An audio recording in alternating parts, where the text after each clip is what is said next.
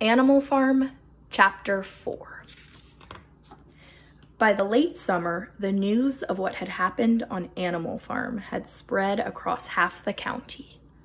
So many people and animals know that on Animal Farm, there are no people, only animals.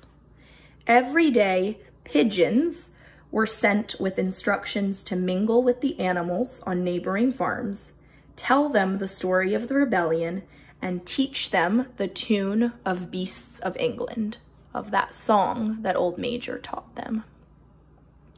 Most of this time, Mr. Jones had spent sitting in the tavern, complaining to anyone who would listen of the monstrous injustice he had suffered. So Mr. Jones is telling other people. The other farmers at first pretended to laugh, to scorn the idea. Animals managing a farm? They'll be starving to death. The whole thing will be over in a fortnight. So the people do not believe that the animals can do it. When time passed and the animals had evidently not starved to death, they are still alive, they began to talk of the terrible wickedness that now flourished on Animal Farm. Cannibalism, torture, they have their females in common. This is what comes of rebelling against the laws of nature. All these farmers now, they are a little scared, I think. They are scared that the animals will rebel on their own farm and they will have to leave their farm. But rumors of a wonderful farm where the human beings had been turned out, the human beings had to leave, and the animals managed their own affairs, continued to circulate. Throughout that year, a wave of rebelliousness ran through the countryside. The tune and words of the song Beasts of England were known everywhere, and human beings secretly trembled, hearing it in a prophecy of their future doom. So other animals on other farms are learning the song and are learning about rebellions. Maybe they want to have their own rebellion. Early in October, Jones and his men armed. Oh no. The pigeons are telling the animals that Jones and other men are coming to their farm. Obviously, they were going to attempt to recapture the farm. This had long been expected, and all preparations had been made. Snowball had studied an old book of Julius Caesar's campaigns. So the men want to come get the farm back. They want control of the farm. It sounds like the animals have a plan, though.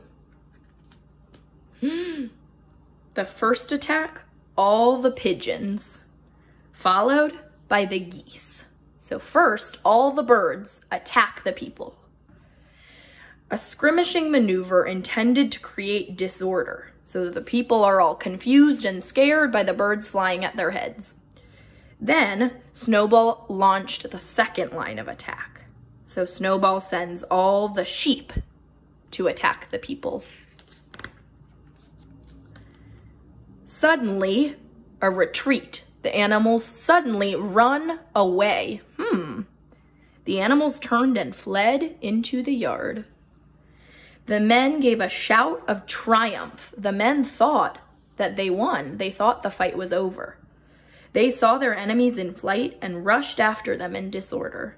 This was just what Snowball had intended. Okay, so the men did not win yet. This was a trick. An ambush in the cowshed.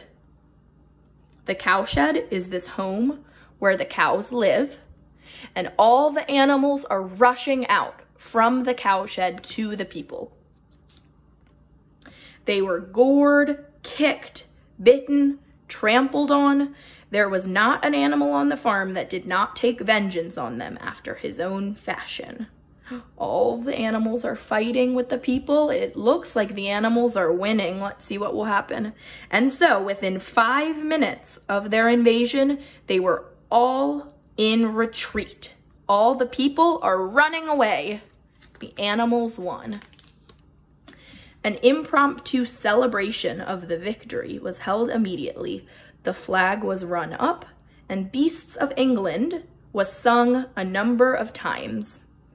The sheep who had been killed, so one sheep was killed, was given a solemn funeral, and after much discussion, the battle was called the Battle of the Cowshed, because that's where the battle occurred.